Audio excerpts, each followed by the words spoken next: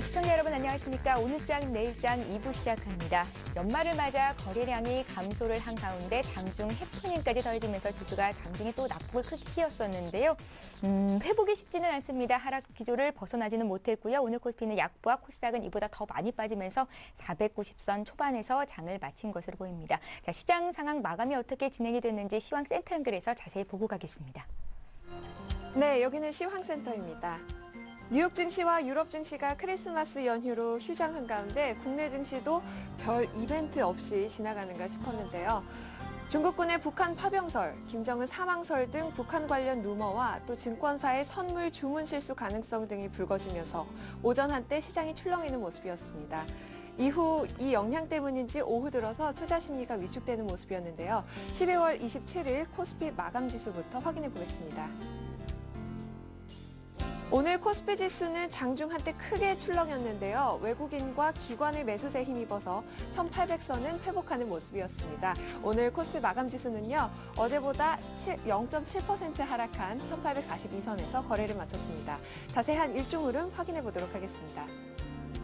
오늘 코스피 지수는 1856선에서 강보합으로 장을 출발했지만 이내 약세로 돌아선 뒤에 장 초반 지지부진한 흐름을 보였었죠.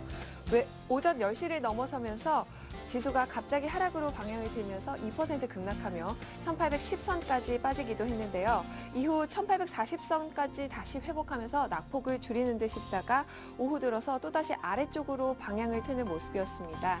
하지만 외국인의 꾸준한 매수세와 또 기관이 1천억 원 넘는 매수 우위를 보이면서 1840선을 또다시 회복하면서 거래를 마쳤네요. 이어서 수급 상황 살펴보도록 하겠습니다. 외국인이 사흘 연속 매수 우위를 보이고 있는 가운데 오늘 660억 원 매수했습니다. 기관 역시 장 초반 매도 우위를 보이다가 장중에 다시 매수로 전환하면서 1,800억 원 매수 우위를 보이면서 거래를 마쳤고요. 반면에 개인은 2천억 원 넘게 매도 우위를 보이면서 거래를 마쳤습니다. 이어서 코스닥 마감 지수 확인해 보겠습니다. 코스닥 지수는 하루 만에 소폭 상승세로 돌아가는가 싶었는데요. 오늘 2% 가까이 급락하면서 491선에서 거래를 마쳤습니다. 자세한 일중 흐름 확인해 보도록 하겠습니다. 오늘 개인의 매수세에 힘입어서 강보합으로 출발한 코스닥 지수는 외국인과 기관의 매도세에 장중 반락하면서 약보합세로 전환했는데요. 오전 한때 10시를 넘어서면서 외국인의 매도 규모가 커지자 488선으로 급락했습니다. 이후 지수는 하락폭을 다소 만회하면서 490선을 웃돌았는데요. 오후 들어서 낙폭을 재차 벌이면서 급락세를 이어가다가 장 막판에 개인의 매수세에 힘입어서 490선을 회복하는 모습이었습니다. 이어서 자세한 수급 상황 살펴보도록 하겠습니다. 오늘 외국인이 매도 우위를 보였습니다. 220억 원 매도했고요. 반면 개인과 기관은 매수 우위를 보였습니다. 개인이 370억 원, 기관이 40억 원의 매수 우위를 보이면서 거래를 마쳤네요. 이어서 환율 흐름입니다. 환율은 이틀 연속 상승하면서 어제보다 4만 80전 상승한 1,158원에서 거래를 마쳤습니다. 오늘 환율은 시장이 크리스마스 연휴로 휴장하면서 전일 종가 수준이 1,155원에서 첫 거래를 시작했는데요. 내고 물량이 출회되면서 곧바로 반등해 1,151원 선까지 저점을 낮추다가 코스피 급락과 또 북한 관련 루머 등이 순간 1,160원 선까지 고점을 높이기도 했습니다. 오후 들어서 등락을 반복하다가 1,158원에서 거래를 마쳤네요. 이어서 코스피 시가총액 상위 종목 살펴보도록 하겠습니다. 삼성전자가 시가총액 세계 IT 부문에서 5위에 진입했다는 소식에 0.6%의 강보합권에서 107만 원의 거래를 마쳤습니다. 현대차는 반면에 0.7% 하락하면서 21만 원에, 현대모비스도 2% 가까이 하락하면서 29만 원의 거래를 마쳤네요. 다음 종목입니다.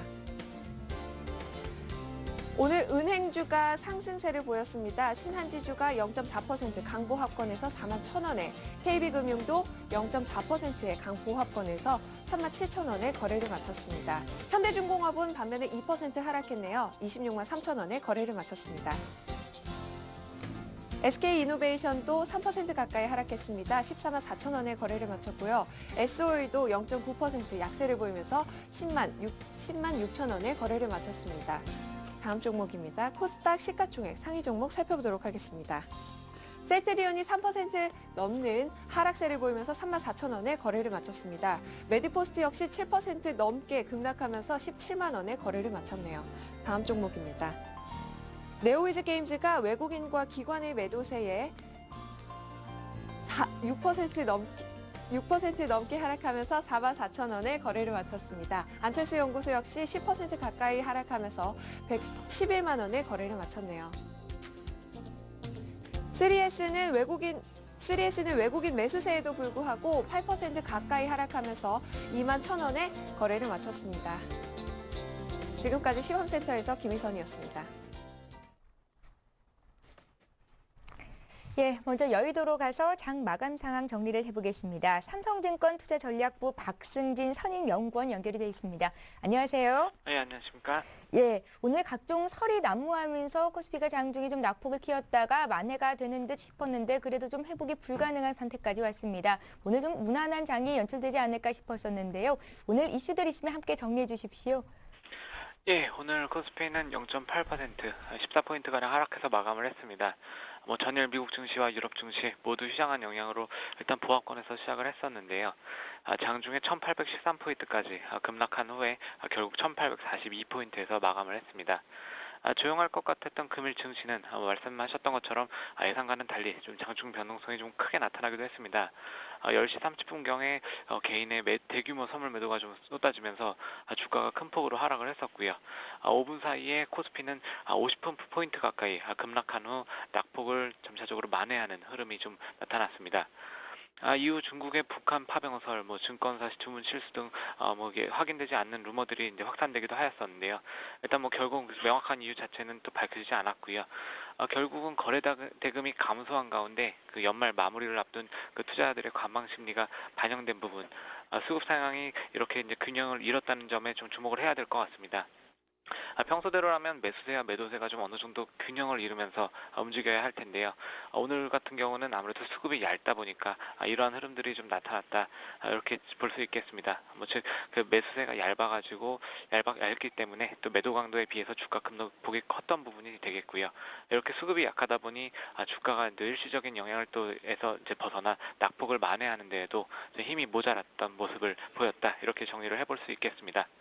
결국 금일 오늘 개인은 2,100억 원 가량의 주식을 또 매도를 했고요. 1,400개 가량의 또 이제 선물 또 매도세를 보였습니다. 기관과 외국인 같은 경우는 890억 원, 또 2,070억 원 가량의 주식을 또 매수하는 모습 보였었습니다. 예, 자라보고 놀란 가슴 소뚜껑 보고 놀란다고 지난 북한 김정일 국방위원장의 사망 소식 이후로 주가가 빠졌을 때 왜 이렇게 빠지는가 싶었었고 오늘 장에서도 주가가 막 빠지면서 도대체 또 어떤 이슈가 발생한 건가 이런 생각이 들었었는데요. 다행히도 이런 설들은 설로 그쳤다라는 말씀 정리를 해보겠습니다. 자, 이제 유럽과 미국 증시가 크리스마스 연휴에서 돌아와서 오늘 개장을 할 거고요. 미국의 경제 지표는 호전될 것이다 이렇게 예상이 되고 있습니다. 내일장 전략은 어떻게 짜보면 좋겠습니까? 예, 이제 2011년 증시는 이제 이거래일만을 좀 남겨두고 있습니다. 2011년 폐장을 앞두고 또 이제 독일 메르켈 총리라던가 또 오바마 대통령 주요 정상들도 이제 지금 연말 휴가를 떠나 있는 상태고요. 따라서 유럽 재정 위기와 관련된 정책 이슈가 특별히 나타날 부분은 좀 크게 없다, 좀 이렇게 보고 있습니다.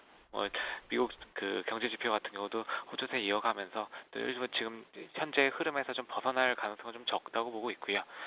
따라서 단기간 내에 박스권을 벗어나기보다는 이러한 흐름들, 좀 완만한 흐름들이 좀 연초까지는 조금 더 이어질 수 있겠다, 이렇게 좀 보고 있습니다. 이런 모습들 보면은 좀 방향성을 새로운 방향성이 나타나지 않는다, 이런 부분들 오늘 또 시장에서 확인됐던 것처럼 또 거래대금 감소하는 현상으로 좀 이어지고 있고요.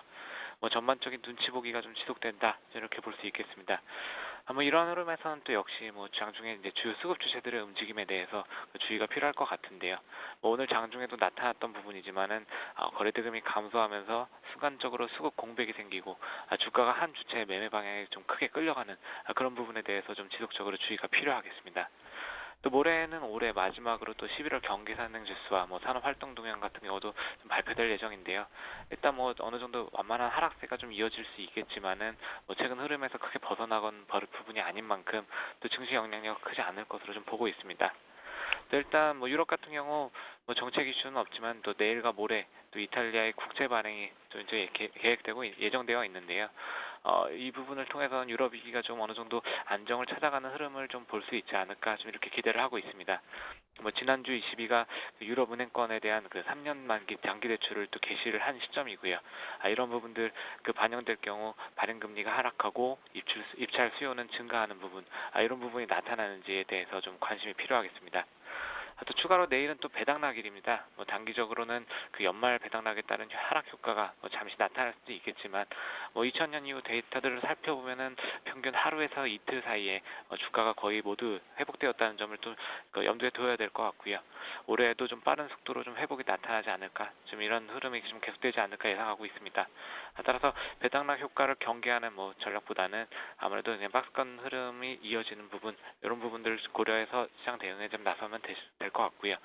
뭐 미국 경제 지표가 호조세를 이어가고 있다는 점에서 뭐 철강, 건설 등의 경기 민감주, 그리고 이익 전망치가 좀 상향 조정되고 있는 음식료 업종, 또 스마트폰 판매 호조라던가 아니면 수급 상향이 좀 양호한 모습을 보이고 있는 IT 관련 종목들에 대한 관심이 필요한 시점이다, 이렇게 판단하고 있습니다. 예, 내일장 역시 큰 우려는 하지 않아도 되겠다 이런 의견이십니다. 삼성증권 투자전략부의 박승진 연구원과 함께했습니다. 고맙습니다. 네, 감사합니다. 예. 자, 이번에는 다양한 시각으로 시장 이슈를 심층 분석하고 더불어서 내일장 이길 수 있는 전략 잡는 시간 갖겠습니다. 두 분의 전문가와 함께 할 텐데요. 동양증권 부평지점의 박현상 대리 나오셨고요. 랩스 리포트의 김지한 대표 자리하셨습니다. 안녕하세요. 안녕하세요. 예. 자, 먼저 두 분이 준비한 핫한 이슈들 어떤 것들 꼽아오셨는지 화면 통해서 만나보십시오. 예, 4가지 이슈가 지금 화면 통해서 나가고 있습니다. 오늘 선물이 급락한 이후로 반등을 줬었는데 그 이유가 뭐고 향후의 투자 전략 어떻게 가져가면 좋을지 꼽아오셨고요. 두 번째 이슈로는 미국 경제 지표가 최근 들어서 호전되는 모습을 보입니다. 1월 효과 과연 기대할 수 있을까 이런 의견을 좀 오늘 얘기를 해볼 예정이고요. 세 번째 이슈는 시총 상위주 차트를 보고 또 수급 동향을 살핀 이후로 매매 전략을 어떻게 가져가면 좋을지에 대한 의견도 여쭤보는 시간 갖겠습니다. 자, 네 번째 이슈는 해운주입니다. 어제는 조선주로 좀 심층 분석해봤는데요. 오늘은 해운주의 부진한 영향 그리고 앞으로의 전망까지도 짚어보는 시간 갖겠습니다. 예, 이제 하나하나 이슈 분석을 해볼 텐데요. 먼저 박현상 대리께서 준비해 오신 이슈입니다.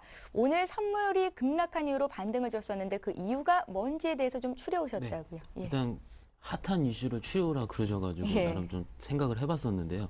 일단 저희도 일선에서 좀 굉장히 좀 당황스러웠습니다.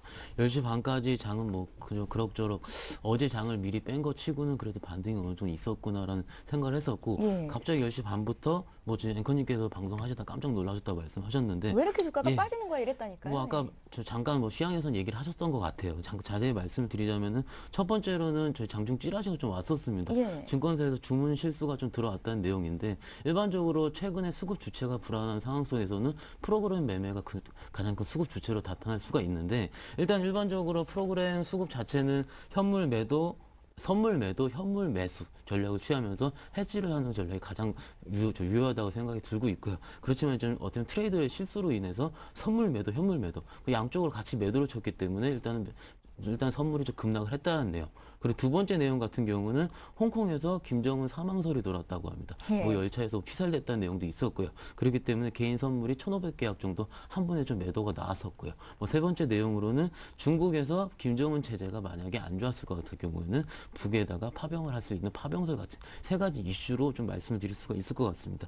일단은 여기서 말씀드린 이유는 지금까지 세 가지 이슈는 오전에 아마 한 11시 반까지 내용을 통해서 다 알고 계시라 생각이 되고 있고요. 예. 지금 차트를 보면서 좀 화면을 보면서 같이 말씀드릴게요. 제가 미리 좀 선물 차트를 좀 띄워놔봤습니다. 선물 저 가장 최근월문 분봉 차트로 말씀드릴 수가 있겠고요. 10시 반, 첫 번째 노란색 음영으로 된 부분이 10시 반부터 좀 부러진 내용이라고 좀 볼 수가 있는데 일단 이렇게 했어 같은 경우는 제가 10시 반에서 10시 40분 사이에 제가 전화만 6통 정도 받았습니다. 고객님들께도 많이 전화가 오셨었는데 지금 사야 되냐 예. 이런 전화였습니까? 아니요. 어떻게 예. 해야 되느냐가 가장 예. 많았었고요. 일단은 계속 말씀을 드리지만 예전에 8월달 이슈도 그렇고 일단 급락이 나왔을 때는 팔지 말자가 가장 중요한 투자 전략을 말씀드릴 수가 있겠고요. 10시 40분 지금 밑에 음영으로 나올 수가 있는데 40분을 필두로 해가지고 다시 선물이 1분 만에 지수가 지금 10분 만에 10포인트 정도 선물 지수로 빠졌는데 1분 만에 4포인트 정도가 바로 올랐습니다. 그만큼 굉장히 주체 자체 불안한 상황이었고 저희도 뭐 당황을 했었고요. 일단 정리를 해드리자면은 첫 번째 이유로는 아시다시피 수급 주체가 굉장히 불균형하다는 건 삼성증권 연구원께서 말씀하셨고요. 그것보다는 로스코 물량이 좀 출혈된 것 같습니다. 일반적으로 프로그램 매매를 할 때 트레이더 자체는 로스코 물량, 즉 프로그램 그 로스코를 좀 걸어놓고 좀 매매를 하는데 미리 갑자기 단기 급락을 했기 때문에 어떤 해진 차원에서 미리 매매가 선매매가 돌아갔다는 내용까지 말씀을 드릴 수가 있겠고요. 이럴 때 갑자기 선매매가 돌아가서 지수가 급락을 하게 되면은 프로그램 쪽에서 프로그램 베이시스가 다시 플러스로 돌아서게 되면 움직임이 좀 일어나게 되고 이 움직임이 일어나는 것 같은 경우는 저기 작은 코스닥 주식보다는 대형주 위주로 돌아오게 됩니다. 즉 급락 자체가 있었던 것만큼 만약에 이때가 타이밍이라 생각을 하셔가지고 주식 사실 때는 코스닥 주식들보다는 코스피 대형주 위주로 프로그램 들어올 수가 있기 때문에 그때 주식을 매수하는 전략이 가장 낫다라는 생각이 좀 들고 있고요. 오늘 같은 경우에는 가장 대표적으로 들어온 게 아시다시피 삼성전자였죠. 삼성전자는 항상 프로그램 급락이 있을 때는 연기금 및 투신권을 이용해서 계속 들어오기 때문에 예. 앞으로도 매매하실 때 일단 전략으로 좀 꼭 알아주십사 저는 이슈를 준비를 해왔고요. 그렇지만은 지금 차트를 보시면 아시다시피 급락을 했다가 이슈 자체가 불거진 상황에 이슈 자체가 아니다라는 내용이 어떻게 보면 시장에서 판단 내용상에서는 그러면 왜 지수가 빠져서 끝났느냐. 장이 시작했을 땐 플러스였는데 가장 이게 저도 지금 가장 궁금한 내용인데 일단 기본적으로 수급 주체 즉 시장 자체가 굉장히 불안정한 상황을 드러나기 때문에 아직까지 오늘 플러스 한 10포인트 정도까지 가장 올라왔었던 기억을 하는데요. 플러스 10포인트까지 올릴 시장의 힘은 아직까지 되진 않는다라고까지 정리해드릴 수가 있겠습니다. 즉 마지막 한 번 더 정리를 해드리자면 지수 급락을 이용해서 단기 매매를 하실 거면은 절대 중소형주보다는 대형주 위주로 매매하신 전략까지 같이 정리를 해둘 수가 있겠습니다. 예, 10시 반 이후로 지수가 빠지는데 왜 이렇게 빠지나 수급을 좀 살펴봤더니 외국인들은 안 팔고요. 개인들이 좀 팔더라고요. 이럴 때 이제 박현상 대리께서 방송 시작 전에 북한발 이슈로 지수가 빠질 때는 무조건 사야 된다 이런 말씀도 좀 예. 하셨었단 말이에요. 일단, 대형주 위주로 사는 게 맞겠다고요. 네, 지금까지 경험으로 봤을 때 물론 오늘 좀 말씀 못 드린 부분인데 예. 이게 지금 사망설 혹은 뭐 파병설 하나 때문에 이렇게 빠진 건데 만약에 북한에서 쿠데타가 일어났다라는 내용도 중간에 잠깐 돌긴 했었어요. 그거 나온다면 선물 자체는 이거보다 한 두세 배 정도 더 빠지지 않을까. 굉장히 상상하고 싶지도 않고요. 예. 하지만 지금 뭐 주식이라는 것 자체가 앞으로 예상하는 것을 앞으로 일어날 일을 예상하고 투자를 하는 것이긴 하지만은 지금까지 과거 경험적인 토대를 봤을 때는 아직까지 북한 리스크는 지금까지는 매매 전략상은 매수 기회였다는 점을 꼭 참고하시기 바랍니다. 예. 자, 이번에 김지현 대표가 준비하신 두 번째 이슈를 짚겠습니다. 미국의 경제 지표들이 호전된 결과를 내놓고 있습니다. 고용, 주택, 소비 관련 지표들도 일제히 개선되는 움직임을 보이고요. 또 오늘 발표가 예정이 돼 있는 소비자 신뢰지수, 주택 지표도 호전된 결과를 내놓을 것이다. 이런 뉴스들이 들립니다. 자, 1월 증시 상승을 기대해도 될까 많은 분들께서 고민하고 계실 것 같은데요. 의견을 먼저 여쭤볼게요. 사실상 이제 12월 달 또 2011년 매매는 거의 이제 끝이 난 상황이고요. 예. 2012년을 이제 준비해야 되는 상황인데 사실 이 비행기도 그렇습니다. 또 새도 그렇고 한쪽 날개만 건강하다고 해서 날 수 있는 게 아닙니다. 양쪽 날개가 모두 튼튼해야 되는데 지금 미국 쪽에서 경기 지표 굉장히 좀 잘 나오고 있지만 그럼에도 불구하고 마음 한켠에는 유럽 악재에 대한 우려가 계속 좀 자리를 하고 있기 때문에 네. 큰 랠리가 나올 수는 없는 상황입니다. 최근에 이제 유럽 쪽에서 22쪽에서 3년물 장기 국채를 좀 발행하면서 이 유동성에 대한 우려가 좀 수면 아래로 가라앉았는데요. 사실 이 대출금을 받은 유럽 국가들이 직접적으로 유럽 국채를 매입할 것인지 매수로 이어질 것인지는 좀 지켜봐야 되는 상황입니다. 유럽 국채를 직접 매입하는 방식이 아니기 때문에 좀 확인을 해봐야 되고요. 좀 비유를 하자면 우리가 어린아이에게 돈 1,000원을 줬는데 그 아이가 슈퍼마켓에 가서 1,000원을 주고 과자를 사 먹도록 기대를 하는 건데 과자 안 사 먹을 수도 있거든요. 예. 아이스크림 사 먹을 수도 있기 때문에 이런 부분도 우리가 좀 체크를 해봐야 된다는 겁니다. 사실 뉴스가 나왔어요. 이탈리아 같은 경우에 3년물 그 대출을 받아가지고 그 자금으로 국채 매입을 하지 않겠다라는 얘기가 나오면서 시장이 굉장히 많이 흔들렸는데 1월 효과 또 1월 시장 상승에 대해서 시장에서는 한 70% 이상 상승에 대해서 전망을 하고 있는데 이미 이제 국내적으로 봤을 때는 뭐 재정경제부라든가 한국은행에서도 경기에 대한 하향에 대해서 이야기를 하고 있고요. IMF에서도 내년 경기에 대해서 좀 하향 조정을 하고 있습니다. 이런 상황에서 뭐 막연한 1월 효과 기대하는 건 굉장히 좀 무리수가 따르지 않나라는 생각을 하고 있고요. 예. 12월 제가 첫째 주에 방송 나왔을 때 산타 랠리에 대해서 이제 다른 어떤 패널님께서 이제 말씀을 하셨는데 제가 그런 식의 어떤 심리 상태로 그런 통계적인 수치를 갖다 대입해가지고 지금은 시장을 예측할 수 있는 상황이 아니다라는 말씀을 드렸는데 1월 달도 그런 관점에서 약간 보수적인 관점에서 대응을 해주시기 바랍니다. 예, ECB가 돈을 풀었는데 민간 은행들이 과연 이 돈을 가지고 이탈리아 국채를 살 것인가, 이 점이 가장 포커스가 있다라는 말씀이신 것 같습니다. 그래야만 또 ECB가 돈을 푼 것에 대한 실효성이 입증이 될 테니까요. 그런데 1월 효과는 그렇게 큰 기대는 안 하는 게 좋겠다라는 의견이셨는데요. 다음 이슈 보기 전에 박현상 대리께서 1월 효과에 대해서 어떻게 분석하시는지 네, 여쭤보겠습니다. 뭐 저도 동일하게 좀 생각하는 부분 좀 한 가지 말씀을 더 드리자면은 네. 일단은 지난주에 좀 말씀드렸을 거예요. 일단 S&P에서 유로존 주요 국가들, 프랑스가 대표적이 될 텐데 신용 평가 결과가 1월달 중에 좀 나오기로 좀 예정이 되어 있습니다. 일단은 뭐 한 번 정도는 더 강등이 될 가능성이 있다고는 시장에서 알고 있고요. 예. 뉴스상으로도 한 3, 4주 정도면 계속 나온 이슈긴 한데 시장에서 잊혀지고 있는 생각이 좀 들고 있습니다. 어디까지나 1월 효과는 그때 시장을 반영한 것이라고 생각을 하고 있고요. 아직까지 내년 실물 경기에 대한 확신이 일단은 오늘 발표한 소비자 심리지수도 100에서 99포인트로 좀 떨어진 걸로 좀 발표가 되고 있고 내일 아침에도 아마 그 경기선행지수 발표될 예정입니다. 그렇기 때문에 일단 지표들을 일단은 연말 랠리 혹은 1월 효과라고 좀 했을 때 뭐 지금까지 우리가 알고 있는 경우로 봤을 때는 코스닥 주식이 좀 더 강했다라든지 혹은 1월에 있을 뭐 조선주라든지 해운주가 좀 강했다라는 근데 그때 같은 경우는 시장 자체가 좀 실물 경기 호전에 대한 확신이 좀 있었거든요. 즉 물동량이라는 것 자체도 배가 돌아다녀야지 배를 빌려서 해운업체 용선료로 수입이 들어오는 것이고 예. 아직까지 확신이 없기 때문에 일단 아직까지는 보수적인 견해로 말씀을 같이 드릴 수가 있겠습니다. 예. 자, 이제 세 번째 이슈 확인해 보겠습니다. 박현상 대리께서 준비를 하셨고요. 시총 상위주 차트 및 수급 통한 매매 전략은 이렇게 정리를 하셨는데 어떤 내용일까요? 예, 일단 오늘 좀 이슈를 뽑아오는데 굉장히 고민을 많이 했어요. 예.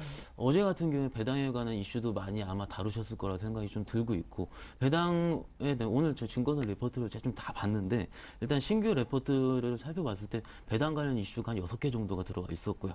이거 다 읽어봤는데 아직까지 결정된 것은 없다라고가 가장 좀 대표적인 내용이었습니다. 혹은 뭐 짝수년도 홀수년도 비교해가면서 짝수년도가 좀 더 좋았다라는 내용도 좀 있었고요. 그걸 가지고 일단 투자 전략을 하는 데 있어서는 아직까지 좀 모질란 부분이 있지 않을까 싶었기 때문에 배당에 대한 이슈를 좀 접었고요. 그리고 미국에 관한 이슈도 일단은 뭐 제 대표님께 잘 짚어주셨다는 생각이 좀 들고 있는데 아직까지는 일단 확신이 좀 부족한 단계 안에서 일단은 뭐 오늘 저녁이든 내일이든 발표 계속 할 텐데 그거에 대한 이슈 자체도 일단 추후로 좀 발표 생각해 봐야 되는 내용 그리고 중국도 얘기가 좀 나오죠. 일단 어제 같은 경우에 지준율 인하를 할 수가 있다는 좀 장중 기사가 한번 나왔지만은 일단 중국 시장도 그렇게 미미했다고 정리를 해드릴 수가 있는데 예. 그런 면에서 봤을 때 앞으로 투자 전략 세운 데 있어서 지금까지 좀 수급을 살펴봤을 때 혹은 차트를 봤을 때 아직까지 꺾이지 않은 대형주로서 매매를 해보면 어떨까라는 좀 일단 생각이 좀 차관을 해왔습니다. 일단 뭐 지금 입장에서 봤을 때는 뭐 영어로 좀 쓰면 백투더 베이지라고 말씀드릴 수가 있는데 주식 가장 찰 때 가장 좀 기본적인 내용으로 말씀드릴 수가 있겠죠. 삼성전자부터 좀 살펴볼게요. 네. 삼성전자 차트를 좀 띄워봤습니다. 이 차트를 봤을 때 어느 누구 좀 주식을 조금이라도 투자해서 보셨던 분들이라면은 아 이거 정고점 한번 뚫겠거니라고 생각을 할 수 있으실 것 같아요. 그만큼 수급 주체가 굉장히 강하다고 생각이 들고 있고요. 수급을 살펴봤을 때도 역시 외국인 자체가 47,000원 정도 들어왔고요. 기관도 순매수가 들어왔다.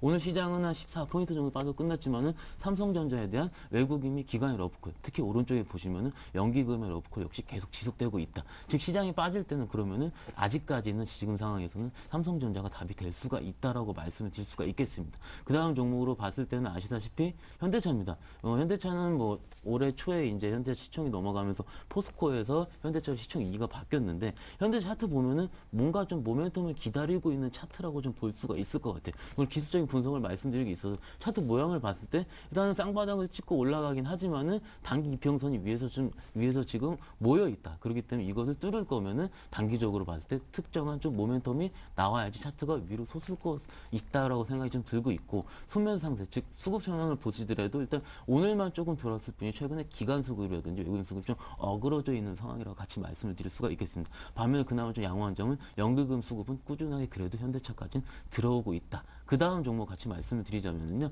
일단 아시다시피 포스코죠. 포스코 아까 중국 실물 경기 좀 말씀드리긴 했었는데 포스코는 어떻게 보면 철강주를 매매할 때는 주식 잘하시는 분은 제 손님 중에 이렇게 얘기를 하시더라고요. 한국은 중국의 내수주다 이렇게 말씀하실 정도로 중국 관련 이슈가 굉장히 좀 코리아 증시에 굉장히 좀 가타부터 좀 이슈를 좀 많이 내보내는 상황이 있는데 예. 포스코 같은 경우도 봤을 때 지금 39만 1,000원에 끝났어요. 차트도 아까 보면은 약간의 간격 차이는 있지만은 현재차랑 비슷할 정도로 위 이평선 지금 모여서 쏟아내리고 있습니다. 그렇기 때문에 어떻게 보면 계속 지금 뭔가를 지금 지수 자체가 바라듯이 좀 위로 갈 수 있는 긍정적인 모멘텀을 바라고 있는데 어떻게 보면 시총 상위 세 번째에 있는 포스코 2위에 있는 현대차 자체도 지금 이평선이 내려와 있는 상황 속에서 수급까지 같이 볼까요? 봤을 때는 일단 수급도 굉장히 좀 기간만 좀 들어오고 있을 뿐이지 좀 외국인도 오늘 좀 팔았고요. 일단 최근에 가격 메리트가 있어서 기간이 좀 들어왔다고 생각이 들긴 하는데 뭔가 지금 우리가 느낄 수 있는 즉 심리 자체는 안정이 아직까지는 안 됐다는 생각이 들고 있고요. 내부적으로 봤을 때 좀 현대 모비스죠. 모비스 역시도 봤을 때도 지금 모비스는 현대차랑 포스코보다 모양이 조금 더 좋지는 않습니다. 일단 단기 바닥이 28만 원 정도 형성이 되긴 했었는데 29만 1천 원 정도 끝났고요. 지금 차트가 제가 저 일단은 5일선 밑으로 해서 누워 있기 때문에 단기적으로 수급이 살아나지 않는 이상에는 아직까지 조금 힘들지 않을까. 마지막 하나만 더 보고 말씀을 드릴게요. 많이 여쭤보실 땐 기아차죠. 기아차 같은 경우에는 일단은 단기적으로 바닥권이 형성하듯이 보이긴 하지만은 일단 아직까지도 역시 뭔가 좀 바라지 않는, 즉 기관 측에서 수급 자체가 그렇게 크게 살아나지 않는 모습을 보이고 있습니다. 일단 외국인이랑 기관 오늘은 좀 쌍끌이 좀 들어오긴 했지만은 아까 말씀드린 것처럼 일단 급락이 있을 때는 좀 대형주로 위주로 들어오는 논리하에서 쌍끌이가 들어오긴 했지만은 아직 수급이 그렇게 크게 살아나지 않았다. 뭔가 모멘텀을 바라고 있다. 좀 정리를 해드리자면은 네. 삼성전자를 뺀 다른 시총 상위주들 자체가 차트가 그렇게 차트라든지 수급 자체가 그렇게 제대로 완성된 패턴을 보이고 있지는 않기 때문에 지수가 크게 상승을 하려면은 시총 상위주들에 끌어주는 모멘텀이 굉장히 필요하다. 서두에 말씀드린 미국 관련 이슈 IT가 되겠고요, 중국 관련 이슈는 철강이 되겠고요, 그리고 배당 관련 이슈에 어떻게 뭐 KT라든지 KT엔진 같은 기타 배당 관련주 역시 아직까지는 일단 시가총액 상위주들이 크게 수급 차트적으로 완성된 모습 보이고 있지 않기 때문에 물론 기술적으로 봤을 때 코스피 지수는 1900포인트까지는 갈 수 있다는 전 증권사 공동의 의견이 나와 있긴 하지만은 보수적인 전략을 취하면서 빠질 때마다 분할 매수했던 전략까지 같이 권해줄 수 있겠습니다. 예, 시총 상위주 차트랑 수급을 분석한 결과 아직까지는 매수에 적극적으로 들어갈 자리는 아니다. 그러니까 백투더 베이스라는 말씀을 하셨었잖아요. 네. 기본으로 돌아가자. 그러니까 장이 빠질 때는 그러면 삼성전자를 사자 이런 네, 말씀이신가요? 지금까지 시황으로 봤을 때는 삼성전자가 네. 가장 좀 유망해 보이는데, 근데 개인분들 매매, 전화 오시고 일단 투자자분들 지금 어떤 방송을 본 시청자분들 봤을 때는 삼성전자 매매하시는 분이 그렇게 없으세요. 네. 너무 비싸다고. 그렇지만 수익률 나는 거는 3% 삼성전자를 먹으나 100원, 아직 10,000원짜리 1,300원대 3% 먹으면 똑같은 수익률 자체는. 그렇기 때문에 만약에 딱히 투자할 데가 없으면은 그냥 수급이 붙어 있는 삼성전자로 혹은 휴대폰 관련주까지 좀 나중에 소개할 시간이 있을 테니까 같이 말씀을 드리겠습니다. 시총 상위주 눌릴 때마다 사보자라는 말씀으로 정리를 해봐도 괜찮을까요? 네, 맞습니다. 예, 박현상 대리님 세 번째 이슈 정리를 해봤고요. 자, 이번에는 네 번째 이슈 보겠습니다. 어제는 조선주를 봤었는데요. 조선주 아직은 바닥 확인 안 했다라는 내용으로 어제 정리를 해드렸었고요. 오늘 김지한 대표가 준비한 이슈는 해운주의 부진, 원인이 뭐고 향후의 전망은 어떤지입니다.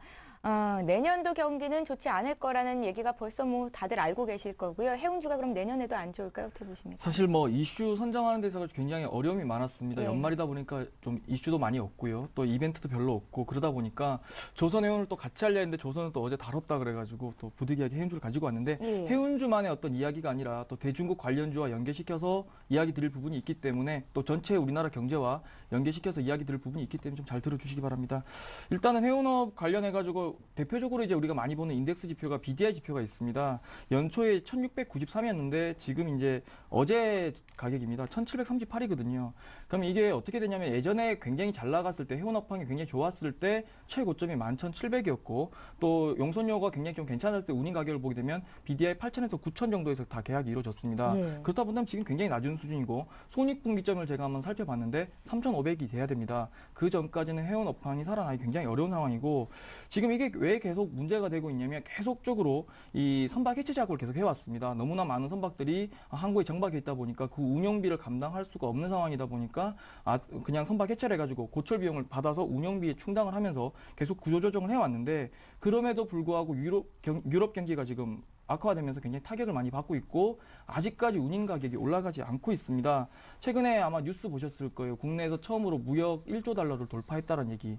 하지만 물동량을 봤을 때 지난해 대비해서 한 0.4% 오히려 감소했습니다. 그런 부분은 우리 수출 물량이 뭐 컨테이너 수출이 아닌 오히려 뭐 작은 IT 부품이라든가 이런 쪽으로 많이 좀 집중이 되었다라고 우리가 해석을 할 수가 있겠고요. 최근에 이제 해운사에서 지금 나오고 있는 가장 큰 뉴스가 이 합종 연행입니다. 이 세계에서 지금 해운업계 1등 회사가 이제 머스크인데 이 머스크에 대항하기 위해서 MSC 그리고 프랑스의 CMA CGM 이런 회사들이 지금 합종 연행을 하고 있고 또 그 아래 회사들은 G6라는 어떤 그 그룹을 형성해서 MOU 체결해서 이 운임 가격에 대해서 어느 정도 좀 방어적인 체계를 구축을 하고 있는데 시장의 평가는 무의미한 어떤 가격 경쟁에서 벗어나서 치킨 게임이 좀 줄어들 가능성이 있기 때문에 해운 업황의 회복 기대감이 있다 이렇게 얘기를 하고 있는데요. 예. 저는 좀 반대로 좀 생각을 하고 있습니다.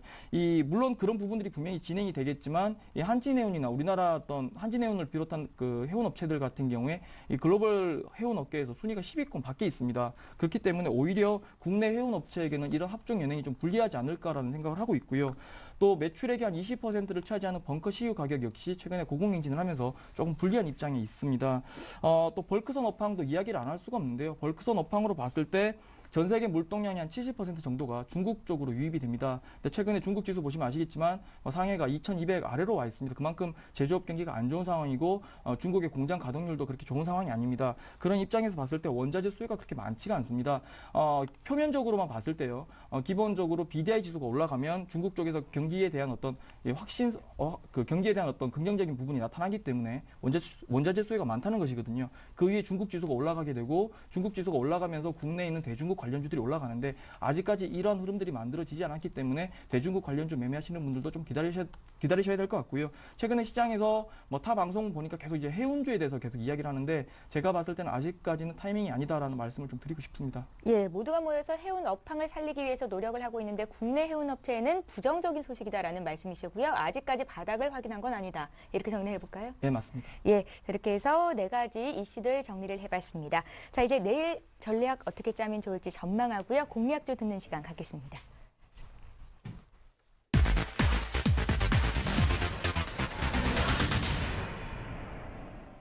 예, 오늘은 이제 증권시장이 끝이 났고요. 내일 하면 이제 2011년도 이거래일이 남는 건데요. 내일 전망해 주시고요. 앞으로 투자 전략 좀 짜주십시오. 네, 아까 저희 이슈를 말씀드린 대부분 좀 나온 내용으로 좀 생각이 들고 있는데 예. 일단 첫 번째 CG를 보시면 제가 내용을 써놓은 게 연말 랠리의 본질은 기대감이다라고 이렇게 좀 써놨어요. 일단 아시다시피 연말 랠리는 저희가 항상 바랐던 이슈였고요. 어떻게 보면 한 2년이나 3년에 한 번 정도씩 맞아 떨어지는 그런 이슈라고 말씀드릴 수가 있겠습니다. 그에 앞서서 일단 저희가 가장 알아야 될 이유는 28일, 29일에 예정된 이탈리아 국채 입찰에 대한 이슈고요. 29일 저녁이 가장 중요하다고 생각이 드는데 28일 같은 경우는 단기물에 대한 입찰이고 29일 같은 경우 10년물에 대한 장기물에 대한 입찰입니다. 그렇기 때문에 아직까지 3년에 있는 단기물 같은 경우는 예정대로 좀 LTR로죠. 그러니까 입찰된 가능성이 높다고 생각을 할 수가 있긴 하지만은 아직까지 10년물에 대한 어떻게 보면 이슈 자체가 좀 아직까지는 어떻게 보면 좀 시장에서 어그러져 있지 않을까라는 생각이 좀 들고 있습니다. 그게 목요일 저녁으로 생각이 들고 있는데 목요일 저녁 때 만약에 7%대 이하로 지금 채권 가격 자체는 올라가고 있고요. 단가가 좀 떨어지게 돼서 좀 안정적인 흐름으로 만약 국채 입찰이 성공하게 된다면 시장은 다시 한번 미국 이슈와 함께 유럽 이슈 같이 하면서 상승 랠리에 동참할 수 있을 거라는 생각이 좀 들고 있고요. 1월 중에 아까 말씀드렸죠. S&P에서 유로존 주요 국가의 신용평가 결과가 중간에 나오기 때문에 일단은 28일, 29일부터 1월 중순까지에 대한 그 사이에는 양도 랠리가 어느 정도 있을 수가 있긴 하지만은 그 중간에 돌발 변수에는 어떻게 보면 우리가 좀 예측하고 대응을 해야겠다는 논리하에서 분할 매수 전략까지 같이 말씀을 드릴 수가 있겠습니다. 네, 박현상 대리께서 시장 참여자라고 하시면 내일 모레 투자를 하시겠습니까? 네, 저 같으면 일단은 분할 매수로 참여를 하게 되고요. 예. 일단 시장이 급격하게 상승했을 때 따라잡는 전략보다는 어떻게 보면 장중에서 충분히 좀 최근에 플러스 한 20포인트 끝나는 날도 장중 마이너스 났었거든요. 장중 마이너스일 때 보시던 종목, 관심 종목이 있는 종목들 중에서 어떻게 보면 저뿐만 아니고 다른 전문가님 중에서 굉장히 좋은 종목들을 많이 얘기하고 계십니다. 그러니까 좀 과다하게 많이 빠졌을 때 매수한 전략까지 같이 말씀드릴 수가 있겠습니다. 예, 김지한 대표님은 내일장 전략 어떻게 짜실는지요? 저도 비슷한 의견 가지고 왔는데요. 예. 일단은 28일, 29일 날 이탈리아 국채 발행이 있습니다. 예의주시하셔야 될 것 같고 좀 길게 봐서는 내년 2월, 3월에 국채 만기가 또 집중이 돼 있습니다. 이탈리아 같은 경우에 그런 부분들도 좀 참고하시면서 시장을 보셔야 될 것 같고요. 시장의 모멘텀 자체가 계속 부재한 상황이기 때문에 주식 비중을 좀 높이기보다는 현금 확보가 좀 더 필요한 상황이다. 이렇게 좀 정리를 해드리고 싶고요. 또 펀드 매니저들이 지난주 크리스마스 이전부터 계속적으로 휴가를 다니고 휴가 기간으로 지금 확인이 되고 있습니다. 예. 그래서 거의 시장에서도 거래 대금이 없고 전일도 전일도 지금 시장을 봤을 때 전체 시장 거래 대금이 3조 원이 안 됐거든요. 그러면서 봤을 때 뭐 단타 접근하는 건 조금 어려움이 있지 않나라고 지금 판단하고 있습니다.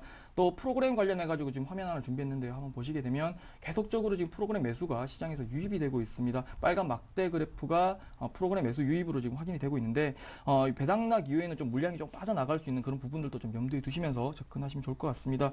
그리고 오늘 뭐 대북악재 리스크 나왔는데요. 하나 좀 말씀을 드리고 싶은 게 우리나라 국가정보원에서도 이 김정일 사망 소식을 그 북한 중앙 뉴스를 보고 알게 됐거든요. 찌라시가 먼저 안다는 게 말이 안 되는 거고요. 그런 부분에 대해서는 좀 비경제적인 이슈이기 때문에 강력한 매수로 좀 대응해 주시기 바랍니다. 그리고 환율 관련해 가지고 지금 1,150원대 이상 계속 움직이고 있는데 이 음식료 유통업종에 굉장히 불리한 상황입니다. 조금 지금 시장에서 업황이 굉장히 안 좋다 보니까 전체적인 시황이 안 좋다 보니까 이 방어주로 좀 접근하시려는 분들이 계시는데 방어주도 지금 대안이 될 수 없는 상황이란 것도 정리를 해드리겠습니다. 대중국 관련주와 관련해서는 전략이 지난주와 똑같습니다. 긴축이 완화되었지만 통화 정책보다는 재정 정책 앞으로 뭐 공작 회의 때 밝혔지만 이 춘절쯤에서 이제 사용을 할 겁니다. 그런 부분들이 밝혀지고 또 소비 관련 대책에 대한 기대감이 있는데 이런 부분들이 실현되었을 때 그때 한번 접근해 보시기 바라고요. 지수 밴드 설정을 해드리면 지수 1,750과 1,900을 설정하신 다음에 이 밴드 안에서 대응 전략을 세워가시는 것이 유효할 것 같고요. 탑픽 업종으로는 자동차 업종 꼽도록 하겠습니다. 예. 내일이 배당 낙일인데요. 배당 낙에 대해서 잘 모르시는 투자자분들을 위해서 좀 짚어보고 가는 시간 갖겠습니다.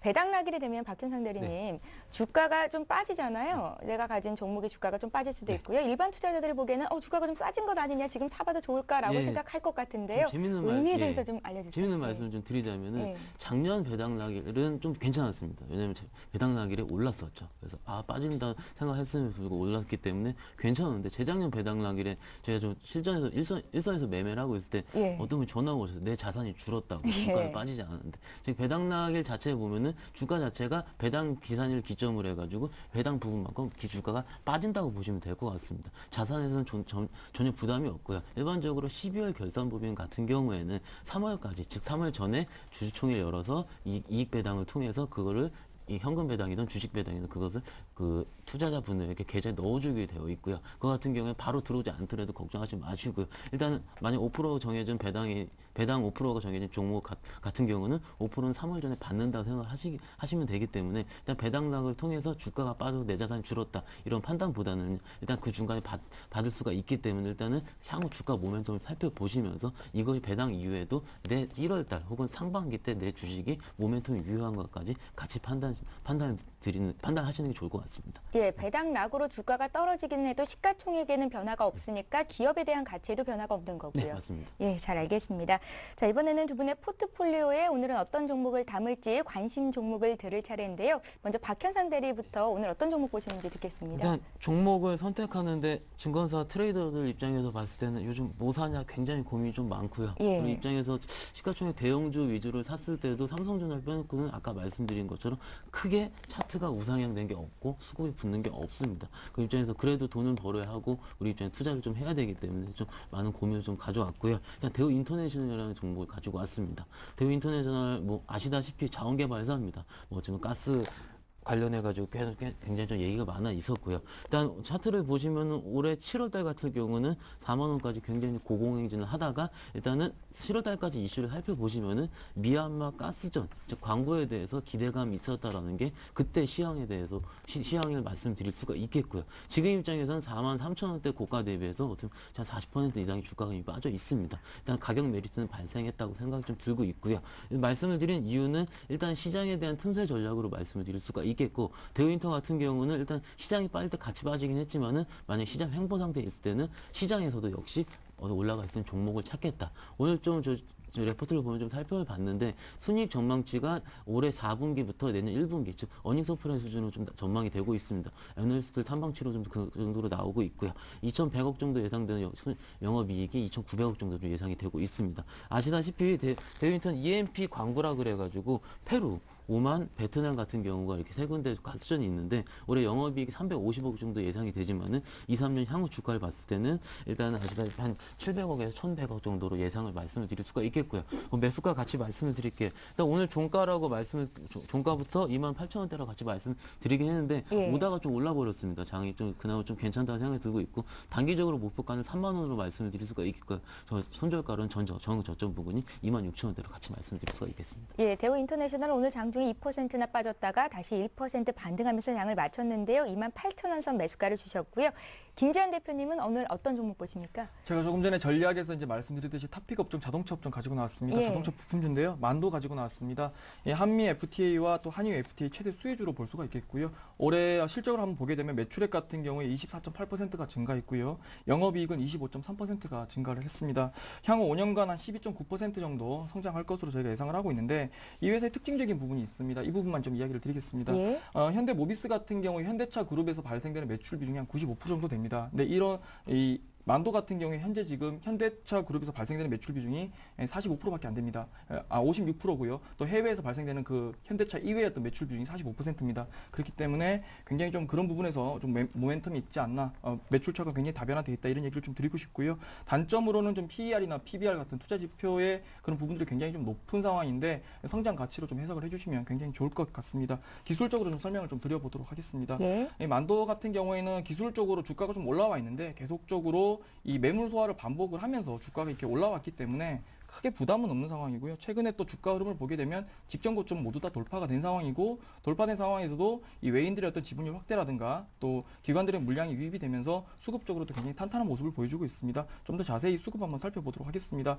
계속적으로 외국인들의 어떤 물량이 들어오면서 지분율이 높아지고 있는 가운데 중장기 자금으로 해석할 수 있는 연기금의 물량이 유입되고 있고요. 단기 어떤 시세 분출력의 시세 분출의 힘을 가지고 있는 투식 물량도 부분적으로 가담하고 있는 모습을 우리가 수급상에서 확인할 수가 있습니다. 어떤 개인들의 물량은 계속적으로 빠져주면서 수급적으로 좀 더 탄탄해지고 있기 때문에 이 종목 좀 관심을 가지면 좋을 것 같고요. 최근에 어떤 환율 상황도 이 종목에 있어서 좀 굉장히 유리한 어떤 환경으로 작용하고 있다 생각하시면 되겠습니다. 비중은 저희가 10%로 제가 잡아드리겠고요. 매수 가격은 뭐 오늘 종가 근처에서 진행하시면 되겠습니다. 20만 원 전후 설정해드리겠고 목표 가격은 23만 원 그리고 손절 가격은 이제 200일선이라고 나가고 있는데요. 이평선이 계속 바뀌는데 일단은 19만 원 정도 가격으로 설정하셔서 대응하시면 되겠습니다. 예, 자 이렇게 해서 두 분께서 오늘 한 종목씩 포트 편입 종목 말씀을 하셨습니다. 자 이제 박현상 대리의 포트폴리오 지난주까지 어떤 종목들이 있었는지 먼저 확인을 해보는 시간 갖겠습니다. 예, 박현상 대리 여러 가지 종목을 가득 담아 계신데요. 비중이 크지는 않으시고요. 넥센타이어, 동양기전, 또 삼성 SDI, 한솔재즈, LG전자, JNK터까지 이렇게 종목이 있으십니다. 각 종목들 수익률을 좀 살펴볼까요? 넥센타이어가 매수가 대비해서 613%의 61.31 죄송합니다. 61%의 수익을 기록 600% 갔으면 좋겠습니다. 넥센타이어가 무려 60% 수익을 기록 중이고요. 삼성 SDI가 10% 수익을 내주고 있습니다. 그 밖의 종목들도 대부분 양호한 움직임을 보이고요. JNK 히터도 2% 수익이 나고 있고 LG전자도 0.3% 정도 매수강 가격 대비해서 큰 변화가 없는 상태입니다. 예, 박현상 대리님. 네. 종합 선물 세트예요. 종목이 꽤 많으신데 이 중에서 어떤 종목 다시 볼까요? 일단은 시장이 꺾인다는 전제가 있으면 종목을 웬만한 3-4개 정도 정리를 하려고 아침에 마음을 먹었지만은 시장은 그래도 아직까지 크게 꺾이진 않은 상황이라서 일단 포트는 전액 다 들고 가는 걸로 생각을 하시면 될 것 같습니다. 예. 그중에서 플러스 난 거는 그래도 플러스 났기 때문에 말씀을 안 드려도 될 것 같고요. 일단은 뭐 일단 빠져있는 종목들 위주로 말씀을 드리자면 동양기전 좀 말씀드릴 수가 있는데 동양기전은 제가 처음에 매수를 추천드릴 때 자체 좀 중장기적인 포트에서 담아볼 필요가 있다라고 말씀을 드려왔고요. 아직까지 뭐 대표님께서도 자동차 부품주에 대한 시황 아직까지 꺾이지 않았다고 생각이 들고 있기 때문에 일단 들고 가는 전략까지 같이 말씀을 드릴 수가 있겠습니다. 그리고 최근에 말씀을 드린 한솔재즈 같은 경우인데 한솔재즈를 추천드린 이유는 일단 오늘 같은 경우가 오늘 오전까지 상황이 좀 괜찮았습니다. 한솔재즈 같은 경우가 일단 그 펄프 가격 상승에 따른 이슈 자체 즉 12월까지는 아직까지는 원재료 부분 탄력에 따른 이슈 자체가 계속될 가능성이 높기 때문에 매수 추천을 드려왔고요. 플러스가 난 상태에서 좀 굉장히 아깝습니다. 오늘 시장 급락에 따라서 어떻게 보면 작은 주식들이 지금 어떻게 보면 일단 수급이 다시 받쳐주지 않았다고 그런 결론을 드릴 수가 있긴 하지만은 아직까지는 좀 차트를 깨고 내려가는 올라가는 흐름은 아니기 때문에 매수에 대한 즉 보유에 대한 전략까지 같이 말씀을 드릴 수가 있겠고요. 지난주, 지지난주 추천드린 LG전자를 말씀을 드릴 텐데 LG전자 역시 좀 어제까지 수익은 꽤 났었습니다. 근데 어제 그제 좀 시장이 빠지면 LG전자도 빠졌다는 생각이 들고 있고요. 추천드릴 때 전략 말씀을 드렸죠. 1월 7일 날, 1월 9일 날에 LG전자에 대한 유상증자 물량이 나오기 때문에 이거를 1월 7일까지는 LG전자 유상증자 물량 나오기 전까지는 아직까지 상승 추세 지속되고 있기 때문에 홀딩하는 전략 같이 말씀드릴 수가 있겠습니다. 예, 박현상 대리님 오늘 한 종목 더 추가하면 종목이 이제 7종목이 되잖아요. 리스크 관리 차원에서 이렇게 좀 다변화를 하시는 겁니까? 일단은 저는 종목 추천을 드릴 때 일단은 리스크 관리 차원도 당연히 들어가 있긴 하지만은 포트폴리오 다변화 측면에서는 일단은 좀 타이밍이 좀 가장 적절한 생각이 들고 있습니다. 그러면 SDI 같은 경우도 좀 많이 물려 계신 분도 꽤 되시고요. 그렇지만 12만 원대 좀 잡아드렸기 때문에 좀 괜찮다. 일단 좀 종목들 위주로 좀 모멘텀이 살아있는 업종 중에서 그중에서 일단 타이밍상으로 잡아드리기 때문에 아직까지는 큰 포트 변화 없이 유지하는 걸로 생각하시면 될 것 같습니다. 예, 자 이번에는 김지한 대표님 포트폴리오 어떻게 구성이 되어 있는지 살펴보겠습니다. 예, 김지한 대표님 포트폴리오가 지금 화면 통해서 나가고 있는데요. 오늘 바로 전까지 포트 기준입니다. 제일모직, 기아차, 코덱스, 레버리지까지 세 종목이 있으시고요. 기아차 같은 경우에는 자동차 종목을 굉장히 긍정적으로 평가를 하고 계신데요. 1.8% 정도 마이너스 등락을 기록 중이고 제일모직도 지금은 조정을 받고 있는 상태입니다. 코덱스 레버리지가 8%, 5% 이상 수익을 내주고 있는데요. 상장지수 펀드고 지수를 쫓는 종목이라고 볼 수 있겠습니다. 이익 실현하신다는 말씀이세요. 일단 코덱스 레버리지 왜 파는지부터 좀 여쭤볼까요? 일단 저거 이익 수익률 관련해가지고 조금 계산이 좀 잘못된 거 아닌가라는 생각이 드는데요. 예. 1,500원에서 600원 정도 사이에 제가 추천을 드렸던 것 같고요. 그리고 목표 가격을 애초에 이제 11,500원을 제가 설정을 해드렸습니다. 그 가격을 터치를 했기 때문에 또 지수 자체가 개인적으로 생각하기엔 1,850 정도가 저항대가 되지 않을까 생각을 했는데 그보다 좀 더 갔는데 그 가격대에서 정확하게 이익 실현 해주시고 좀 추가적으로 지수가 좀 더 내려왔을 때 그때 다시 한번 진입해 볼 수 있도록 하겠습니다. 그런 전략에서 일단 이익 실현할 수 있도록 하겠습니다. 예, 목표가 달성이 돼서 코덱스 레버리지를 판다는 말씀이시고요. 어떤 종목도 AS 해볼까요? 제일모직 좀 봐주십시오. 제일모직 같은 경우에 지금 시황에서는 조금 이제 힘을 못 내고 있는데 기술적으로 봤을 때는 계속적으로 60일선 자리가 계속 지지가 되고 있는 상황이고요. 수급적으로도 크게 문제가 없다라는 말씀을 드리겠습니다. 지금의 시황에서 어떻게 보면 가장 방어적인 섹터와 또 중장기적인 어떤 성장 모멘텀을 겸비한 종목이라고 말씀드릴 수가 있겠습니다. 패션업계 쪽에서 이제 매출액 비중이 한 30% 정도 되는데요. 패션업이 동절기가 최대 성수기입니다. 그런 점을 봤을 때 굉장히 좀 안정적으로 매출액을 유지할 수 있을 것 같고요. 또 2012년에 굉장히 기대가 많이 되는 아몰레이드 산업의 중추적인 어떤 역할을 하고 있기 때문에 제일모직 계속 기대를 해주시면서 이평선상으로 지지가 된다면 계속 보유를 해주시기 바랍니다. 예, 기아차도 봐주세요. 오늘 좀 장중에 조정을 받던데요. 기아차 같은 경우 워낙에 저희가 이제 저가에 이제 추천을 드렸는데 지난주 목요일까지 일주일 동안 한 5개월 동안 기관 매수 이제 3위권 이내 계속 이제 포진이 되었던 종목입니다. 예. 기관 쪽에서 그만큼 관심이 많은 종목이고요. 크리스마스 지나서 조금 이제 수급 상황이 좀 약해졌는데 그럼에도 불구하고 이평선상으로는 최대 저점이라고 할 수 있는 300일선 자리가 계속 지지가 되고 있습니다. 300일선이 무너지지 않는다면 계속 보유 관점에서 매수해 주시기 바랍니다. 김지한 대표님 현금 비중이 60%십니다. 굉장히 보수적이세요. 지금 실제 운영하고 있는 계좌는 조금 더 보수적이고요. 예. 사실 지난주 목요일을 기점으로 저는 사실 매매를 안 하고 있습니다. 근데 오늘 방송이다 보니까 어쩔 수 없이 매매를 추천을 드렸는데 방송을 보시는 분들께서도 조금 분할 매수 관점에서 접근해 주시기 바랍니다. 예, 자 이제 두 분의 포트폴리오 완성된 포트폴리오를 확인해 드리겠습니다. 먼저 박현상 대리 포트폴리오부터 보시죠. 예, 오늘 추가로 한 종목이 더 매수가 됐습니다. 대우 인터내셔널이 10% 들어갔고요. 넥센타이어, 동양기전, 삼성 SDI, JNK 히터, 한솔재지, LG전자까지 7종목이 들어가 있습니다. 현금은 30%를 계속 유지를 하시는 거고요. 이제 종목별로 좀 더 자세히 볼까요? 넥센타이어가 61% 수익을 기록 중인데 여전히 홀딩 관점을 내주셨고요. 삼성 SDI의 흐름도 굉장히 좋습니다. 10% 이상 수익을 내주고 있고 오늘 새롭게 편입한 대우 인터내셔널 앞으로의 주가 흐름도 잘 살펴보도록 하겠습니다. 자 이번에 두 가지 종목이 좀 더 남아있는 살펴볼까? LG전자가 매수한 가격 대비해서는 큰 변화가 없는 상태인데 여전히 보유하신다는 말씀 주셨습니다. 자 이번에 김지환 대표님 포트폴리오 최종 포트 지금 화면 통해서 나가고 있는데요. 세 가지 종목이 들어가 있습니다. 제일모직, 기아차가 기존에 있었던 종목이고요. 오늘 새롭게 만도가 편입이 됐습니다. 10% 비중을 들어가시는데요. 현금 비중이 꽤 많으신 상태입니다. 보수적인 관점을 유지를 하시는 거고요. 함께 매수하실 분들은 저기 지금 나가고 있는 목표가 손절가 잘 메모를 해두시기 바랍니다. 예, 이렇게 해서 두 분의 전문가와 함께 포트폴리오 전략까지 잘 짜봤습니다. 두 분의 전문가 함께 해주셨고요. 동양증권 부평지점의 박현상 대리 그리고 랩스리포트의 김지한 대표 함께했습니다. 말씀 잘 들었습니다. 예, 오늘장 내일장 2부 시간 여기서 마칩니다. 저희는 내일 이 시간에 다시 찾아뵙겠습니다. 시청해주신 여러분 고맙습니다.